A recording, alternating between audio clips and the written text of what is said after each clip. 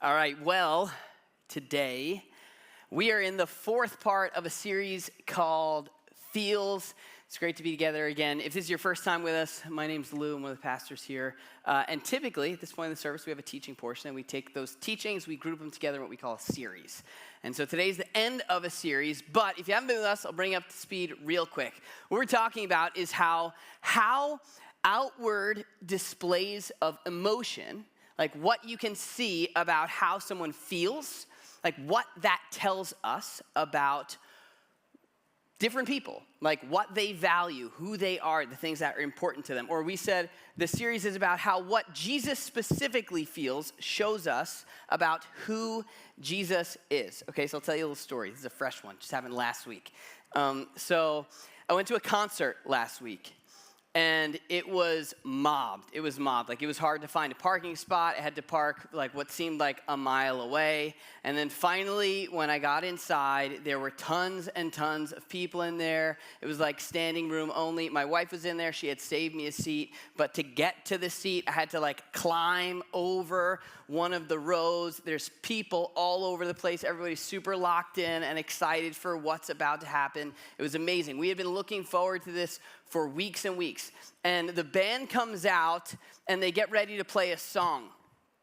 And you know what? I'll play the song for you because I want you to experience this moment, all right? The magnitude of this moment. Are you ready for this? Ready? Here it is. This was the song. It went like this.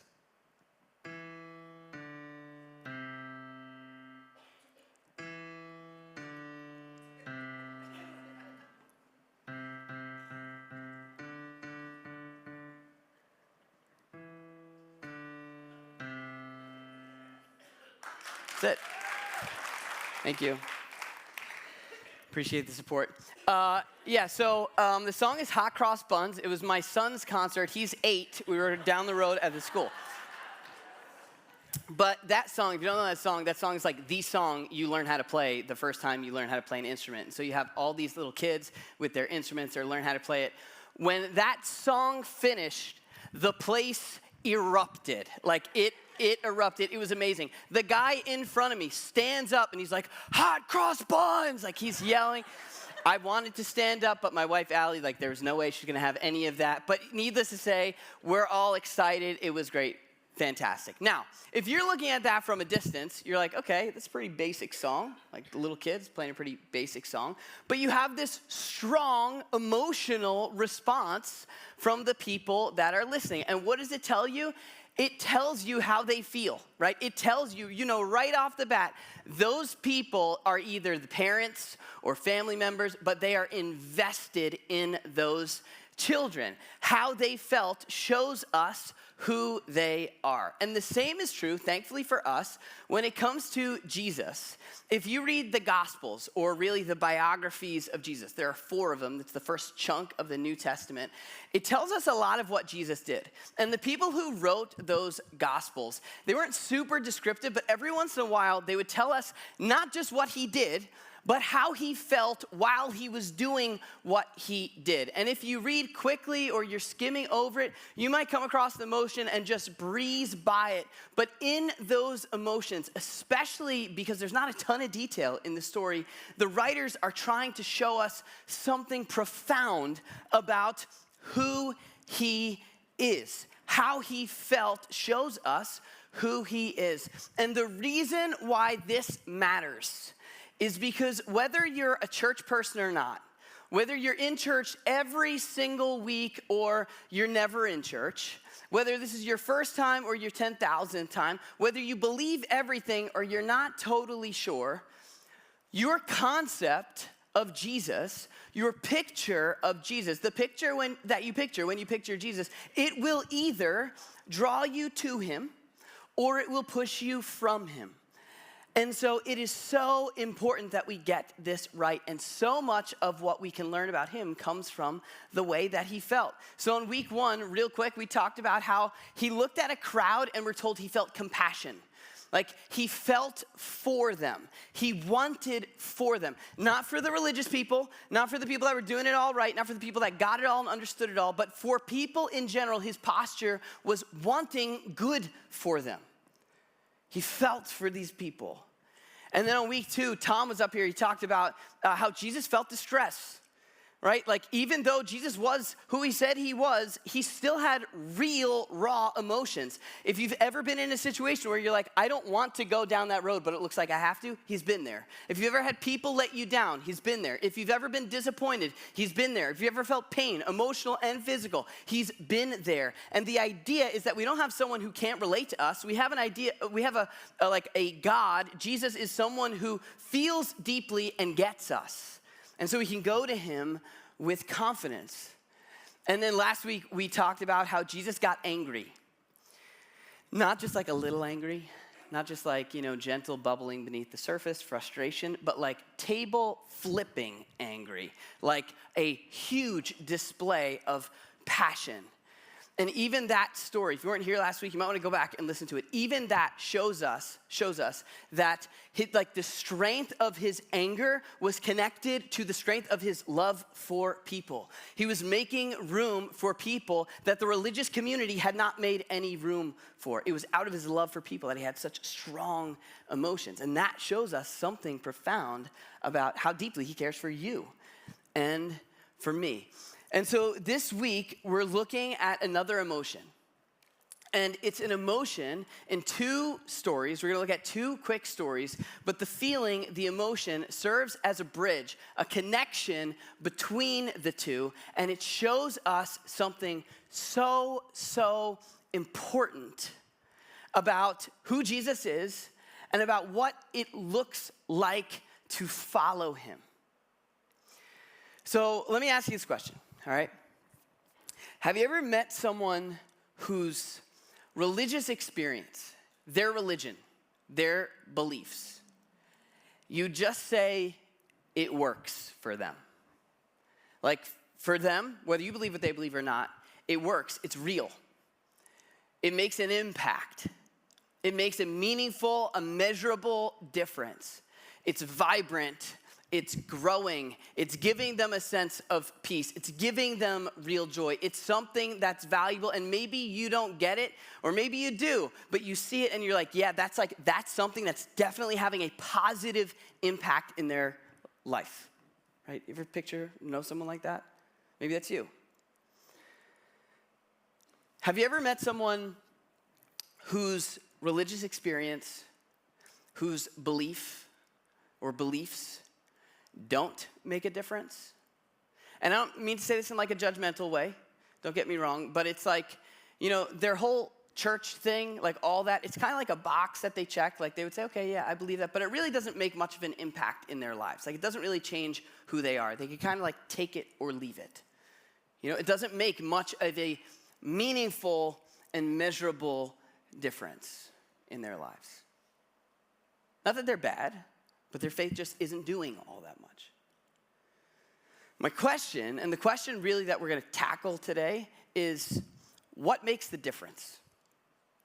What's the difference between those 2 people? What does one have that the other doesn't? Or we don't even need to say it's 2 different people. Like maybe for you, maybe you've been in church for a while. Maybe you've been trying to follow Jesus, as we say around here, right?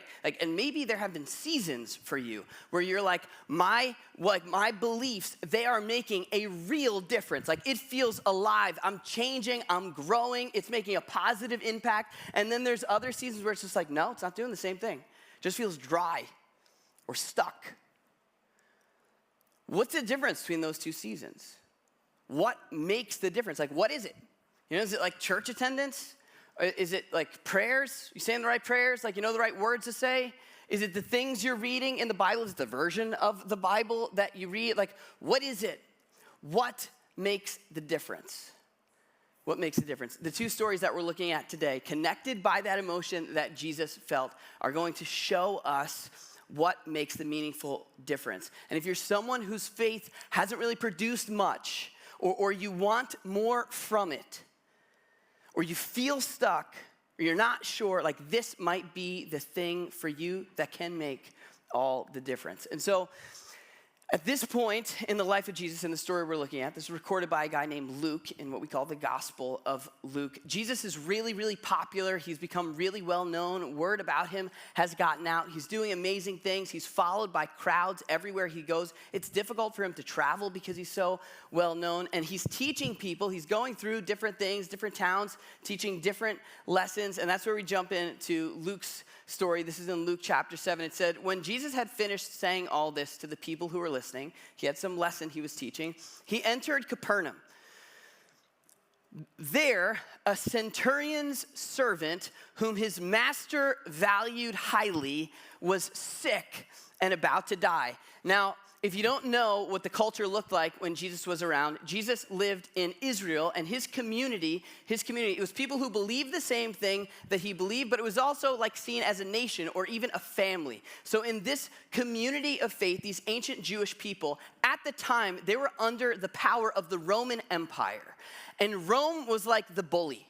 Rome made them pay taxes. Rome limited their freedom. In fact, a Roman centurion was a Roman soldier who was put in a town or in a village just to make sure that the people were doing what Rome said they had to do. And it wasn't fun. Like, some were nicer than others, but these Roman soldiers, they could make you, it was actually a written law, they could make people in the community carry their stuff for up to a mile. And so you could be like going out to lunch with your friend one day, and all of a sudden someone sees you, a centurion sees you, says, hey, come here, I got something for you to do. And your plans are canceled. Like, you're carrying that guy's stuff for the next mile. You can't do anything about it. It's the law. And so this was what life was like under the oppression of the Roman Empire. And here, there's a centurion who has a sick servant. A servant who's about to die. The centurion heard of Jesus, like a lot of people had, and sent some elders of the Jews to him, some leaders in the religious community to him, asking him to come and heal his servant. When they came to Jesus, they pleaded earnestly with him, which is not what he would have expected. They say this man, who's typically the bad guy in most communities, in this community, he's not. He's a little different. This man deserves to have you do this, they say to Jesus, because he loves our nation. He loves our people, our community, and has built our synagogue. He built the place where we worship. And so, do this for him. So Jesus went with them.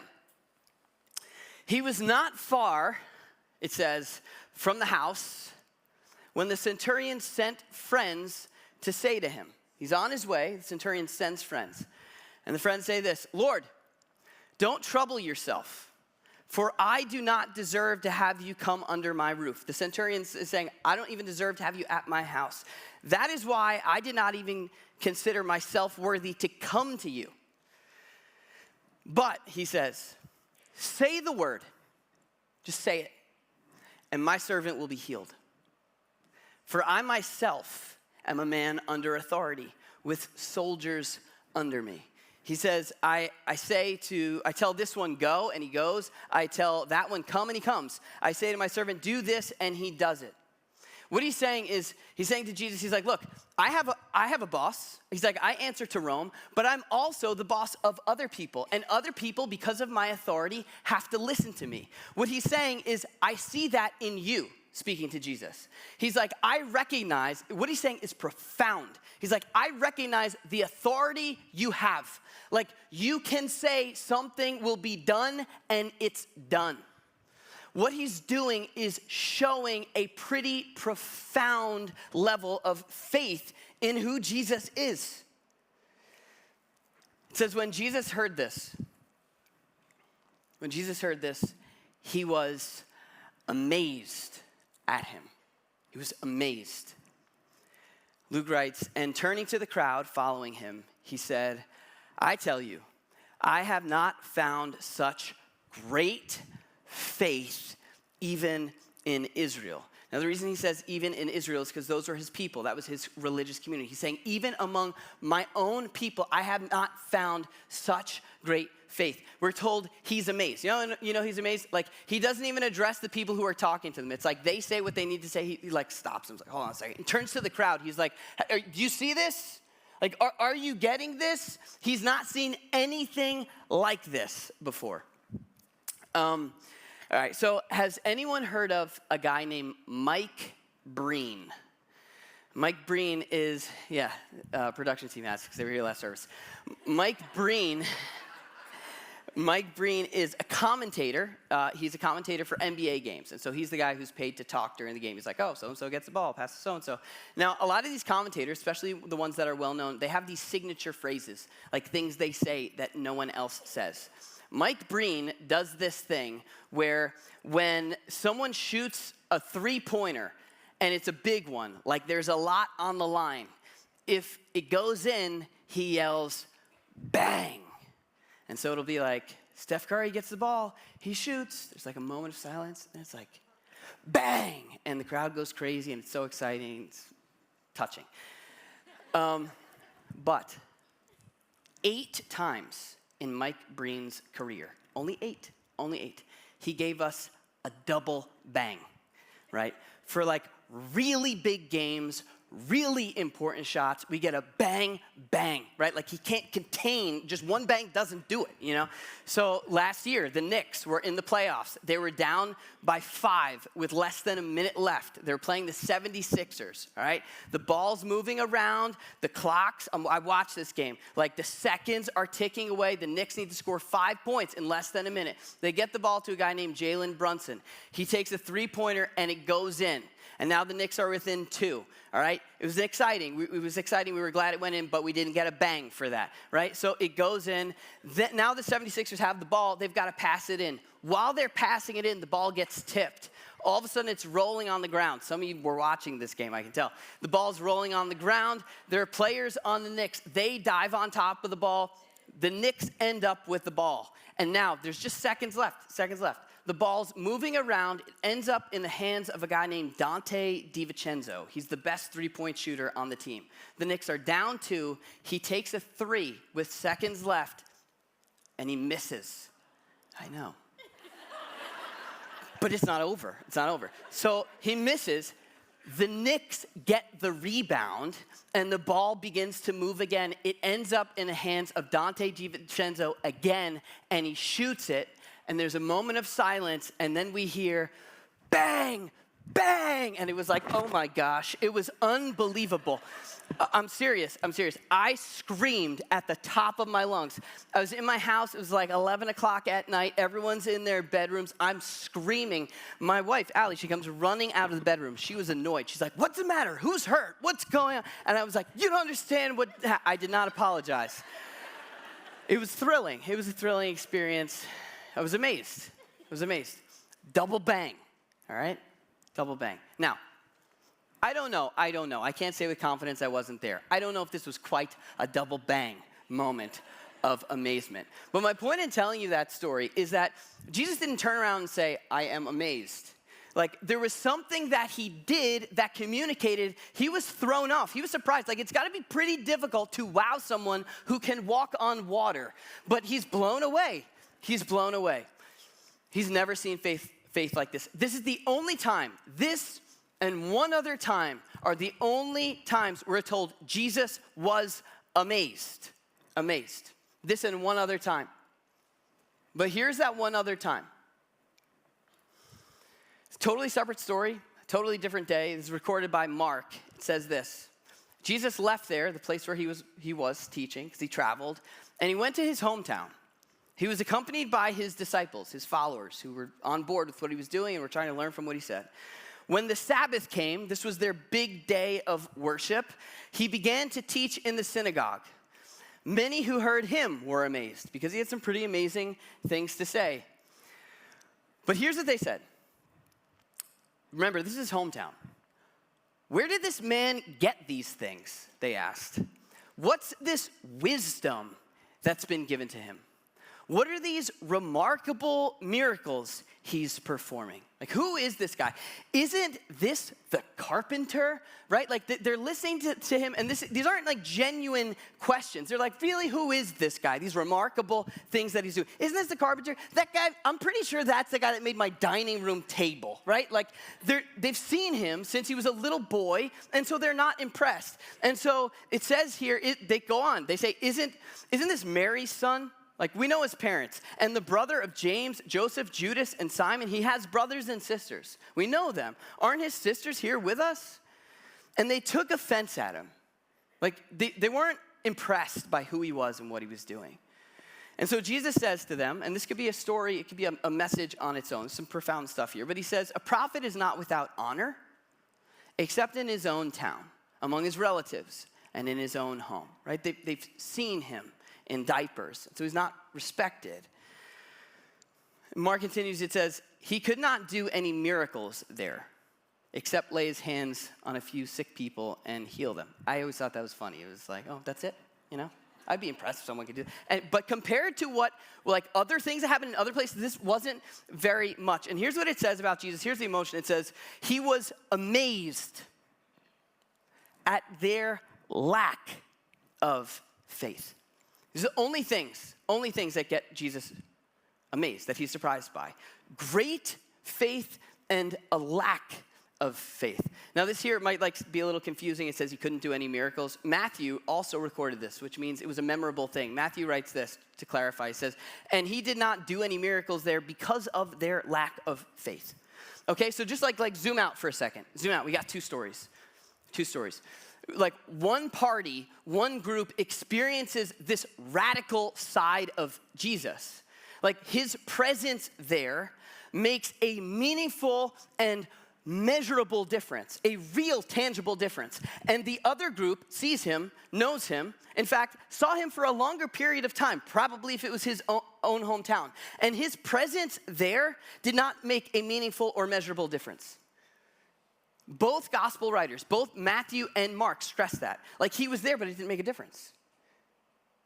Just think about this, really. If this is true, think about this. The idea is that an internal feeling, or whatever you want to call faith, like something you can't see, actually ends up affecting, impacting, altering a situation you can see. The point that Jesus is making here is that if we're asking what makes the difference, it's faith. Like faith makes the difference. The invisible feeling on the inside affects the external circumstances on the outside. Now, like, think about that. That's simple, but it's pretty profound. And Jesus reiterated this over and over again. In fact, at least 10 different times, he would do something amazing for someone who asked him, and he would say, your faith has made you well. Like he would tie it back to their faith. Now imagine if you couldn't walk and all of a sudden Jesus came along, he gave you the ability to walk, and then he was like, your faith healed you. Like those people, like I'm pretty sure they'd be looking at him and thinking like, no, you did. Like you're the one that did that. But what he's stressing is, no, there's that thing on the inside. The presence of that thing on the inside is what made a difference on the outside. And so if you're wondering what the difference is between someone who's got like the religious stuff in their life, and it makes a meaningful difference, and then you've got someone else who's maybe doing all the same things, going all the same places, but it's just not doing much. The difference maker is faith. It's faith. It's a thing on the inside that has the ability to alter what's happening on the outside. If you're wondering, maybe like you feel stuck, maybe there was a season of your life where things seem to be working, like your religion, your beliefs were impacting your life, and maybe you're in a season where it's just like dry and it's not working anymore. What's the difference? The difference is faith. It's faith. There's a passage, it's written in a letter we call Hebrews. And it says, there are two groups of people. One heard the good news, the gospel, the story, and one didn't. Or one heard them and the other one heard them. And for one, it made a difference, and for the other, it had no value. And the reason was because of faith. It says because the message wasn't combined with faith. It's in the 4th chapter of Hebrews, if you want to look it up. When I was in college, I read that. I literally wrote it on an index card and put it in my pocket because I had spent years of my life hearing the story. I knew what Jesus did. I knew all the things. I knew the verses. I'd been around it enough to be familiar with it, but really it didn't make a difference in my life up to that point. And when I read that, I was like, well, if this is true, if it is, then maybe this is the reason why it hasn't done anything for me. maybe this is the thing that I was missing. And for me, if you know my story, some of you have heard me tell you before, that was the moment. It was that season where things began to actually make a difference in my life. It was because of faith. Faith, the presence of faith always makes a difference. Okay, so now, maybe you're here, right? And maybe you're like, okay, great. Like, heard that before. Faith makes the difference. And maybe you're not buying it. Or maybe you're hearing me say that, and what you're hearing is like, all you gotta do is just muster up, like conjure up some positive Jesus emotions, and God will give you whatever you want. Right? Like the cosmic vending machine. Like a genie in a bottle. You just like, if you have enough of it, and you produce enough of that feeling, then you'll get what you want. That's not the way it works. That's not the point of this story. And let me tell you something. If that were true, I would be 6'5" and I'd have a Cybertruck. But that doesn't mean faith doesn't make a difference. And so we look at this phrase, right? Faith makes a difference. What we have to clarify is what we mean by faith and what we mean by the difference, right? So faith, to like kind of make that not a church word, like faith is confidence. It's confidence. And the faith we're talking about is confidence in a person, not in a specific outcome from that person, right? Like we talk about faith like you could just have it, like you either have faith or you don't have faith. But faith, if you think about it, faith, in the English language even, faith, it requires an object. You can't just have faith like just, it's there. You have to have faith in something, just like love, right? Like you don't just have love, though we do sometimes talk about love like that. Really, there has to be love for something. It needs an object, right? So faith in the same way needs an object. The object of our faith, the thing that Jesus is like applauding in this story and amazed by, is the confidence that this centurion has in who he is, not necessarily in what he's going to do for him. If you think that you just got to conjure up these emotions and then you're going to get what you want, and you don't, it's going to lead you to a world of frustration. Like you might just be frustrated with God. You might feel guilty, like, well, it's my fault. Like I didn't have enough of the stuff I needed on the inside, so I didn't end up getting the thing that I wanted, right? You'll just end up beating yourself up, and probably eventually you'll just put your whole faith on the shelf because it won't work. But we're never told that God is just a vending machine that we can go to and get anything we want. Faith is confidence in a person, not an outcome. And the difference will always be there. Sometimes the difference is the thing that you're looking for, and sometimes the difference is the absence of the thing that you're looking for, along with what's happening to you on the inside. All right, so let me put it this way. This is the best example I can give you. So if you don't know this, our church is governed by a board.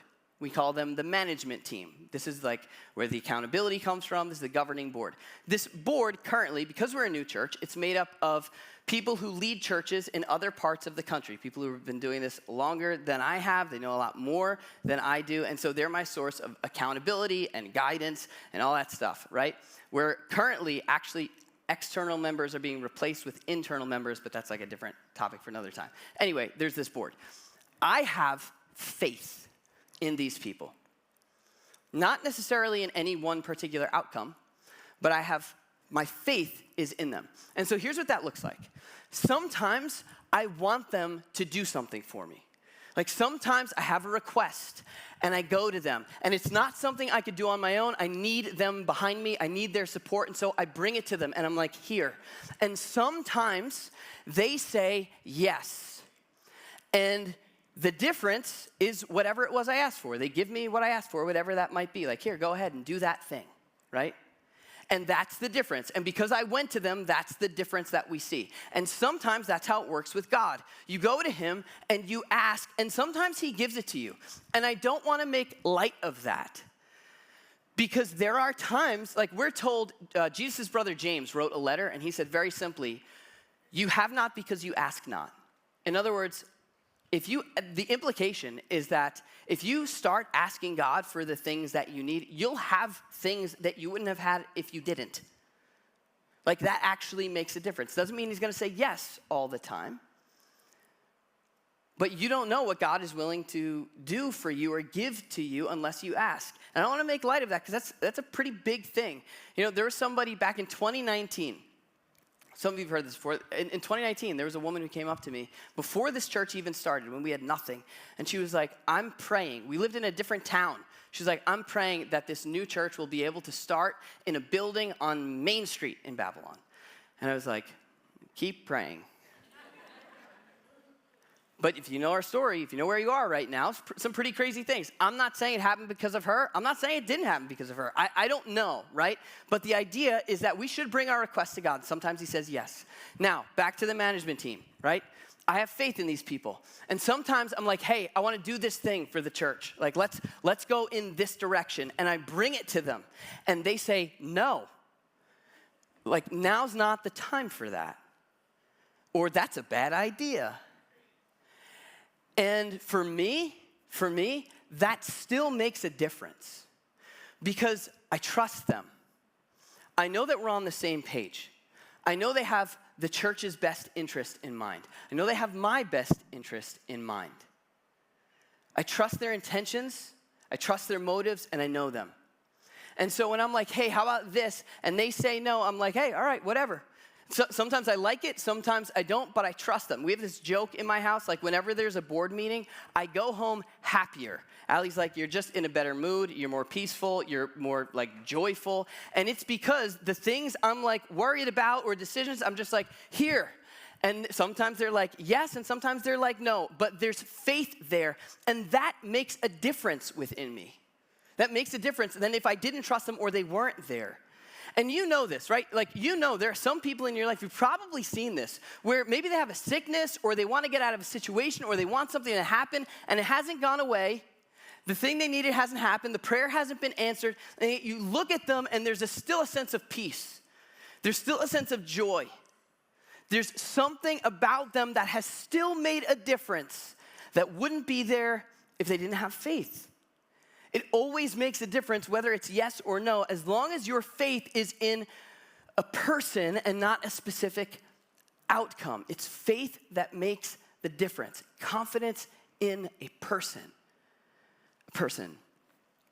And so maybe you're like, yes, okay, I want that kind of faith. I do. I want that kind of faith. And the question is, yes, but how? Now, we're out of time, and I got to fly through this last part. But this is something you might want to take home with you, all right? If you're wondering, how do I develop faith? How do I develop trust in God?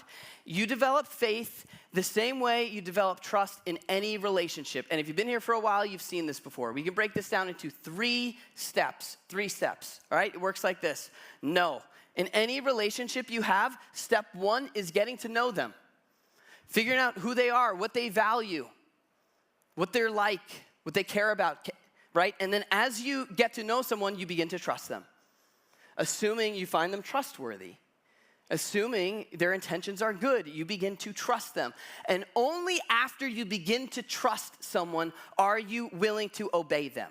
Are you willing to listen to them? Now, no one likes the word obey, and I get that. It's scary. But you listen to someone you trust, right? And Jesus called this like life to the full. Jesus called this life more abundantly. But it only feels right if you know him and then take steps of trusting him by doing the things that he said. And what's great is that these then start to feed into each other. Like if you push yourself to do the thing, like, all right, I'm going to try to trust him on this and do the thing I wouldn't do if I hadn't just read what Jesus said I should do in this situation. And you see like, whoa, that worked. Or there was something good about that, even though it was hard. That feeds back into this trust where it's like, you know what, I'm going to go to him first next time, right? And you start to feel like you know him better, like you trust his intentions more. But if you start here, it feels unnatural. And some of you, this might be your story. Some of you might have walked into a church where the first thing you heard was obey. And it felt like unnatural. And the reason is, it is unnatural. If somebody walked up to you on the street and you didn't know them and they were like, listen to me, you'd be like, whoa. What would you say? You'd say, or at least you'd think, I don't even know you. Right? And this is how Jesus interacted with his followers. He invited them to just come along, just watch, come and see. And then they began to trust him, and then they started to listen to him. But the trust here, this is the faith part. And so if you're trying to develop faith, you don't just like push it out. You put your energy into getting to know him and doing things like coming to church, listening to biblical teaching. People explain the teachings of Jesus. Joining a group and talking to people about what their experiences have been like and the things that they're learning, the things that they're processing, what their doubts and struggles are. It's all these little things to get to know him. And then for me, to get to trust, it usually takes a few moments of silence.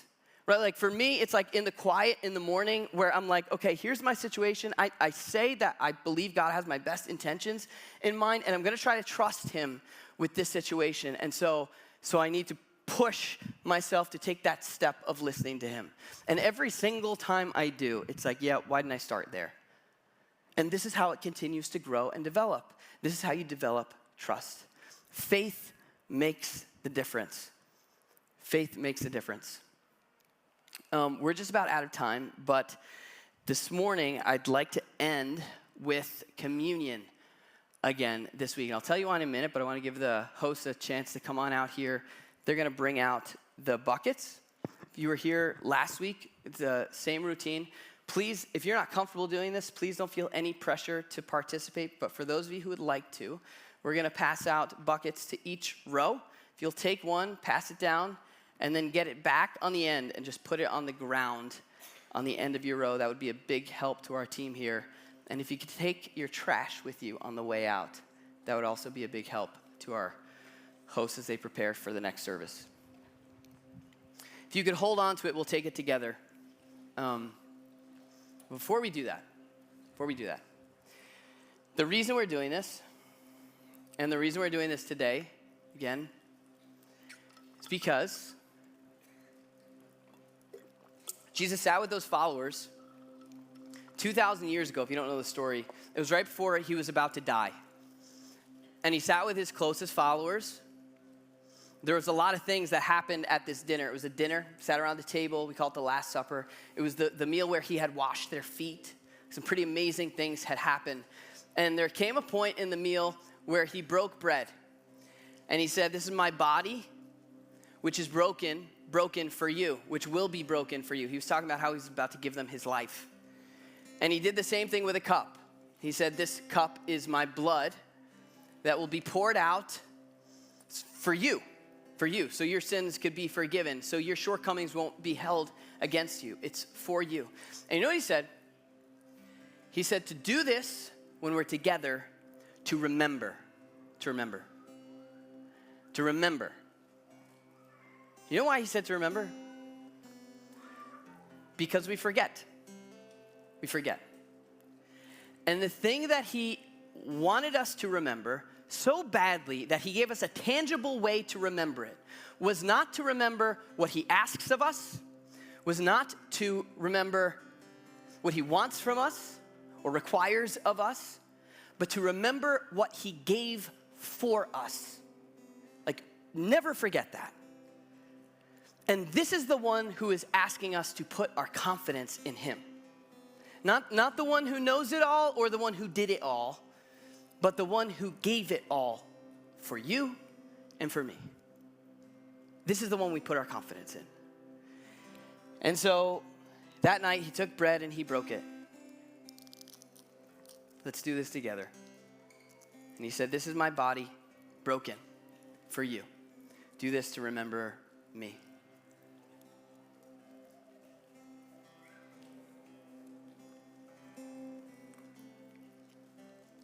And in the same way, he took a cup.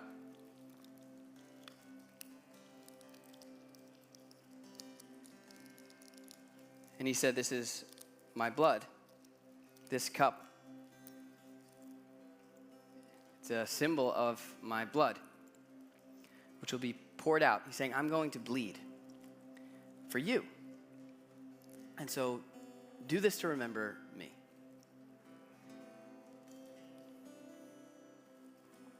And later on, years later, the Apostle Paul would say, every time we do that, we proclaim the Lord's death. In other words, we remember what he gave for us.